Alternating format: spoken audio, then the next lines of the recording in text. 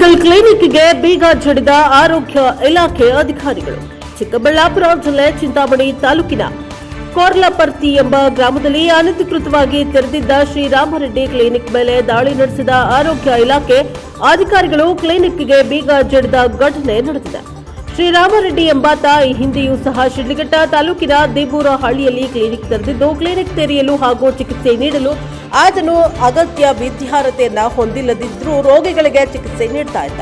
ಇದರ ಕುರಿತು ವಿಷಯ ತಿಳಿದ ಶಿಡ್ಲಘಟ್ಟ ತಾಲೂಕಿನ ಆರೋಗ್ಯ ಇಲಾಖಾ ಅಧಿಕಾರಿಗಳು ದಾಳಿಯನ್ನ ನಡೆಸಿದ್ದಾರೆ. ಆದರೂ ಆತ ಅಲ್ಲಿಂದ ಬಂದು ಕೊರ್ಲಪರ್ತಿಯಲ್ಲಿ ಕ್ಲಿನಿಕ್ ತೆರೆದಿದ್ದ ವಿಷಯ ತಿಳಿದ ಚಿಂತಾಮಣಿ ತಾಲೂಕಾ ಆರೋಗ್ಯ ಅಧಿಕಾರಿಗಳು ದಾಳಿ ನಡೆಸಿ ಕ್ಲಿನಿಕ್ಗೆ ಬೀಗ ಜಡಿದು ಶ್ರೀರಾಮರೆಡ್ಡಿ ಎಂಬಾತನ ಮೇಲೆ ಕಾನೂನು ರೀತಿಯ ಕ್ರಮ ಕೈಗೊಳ್ಳಲು ಮುಂದಾಗಿದ್ದಾರೆ. ದಾಳಿ ವೇಳೆ ತಾಲೂಕು ಆರೋಗ್ಯ ಅಧಿಕಾರಿ ಡಾಕ್ಟರ್ ರಾಮಚಂದ್ರ ರೆಡ್ಡಿ, ಆರೋಗ್ಯ ಹಿರಿಯ ನಿರೀಕ್ಷಕ ಶ್ರೀನಿವಾಸ ರೆಡ್ಡಿ ಸೇರಿದಂತೆ ಮತ್ತಿತರರು ಹಾಜರಿದ್ದರು. Bureau report CS Ravi, NKS ಟಿವಿ4 ಚಿಕ್ಕಬಳ್ಳಾಪುರ.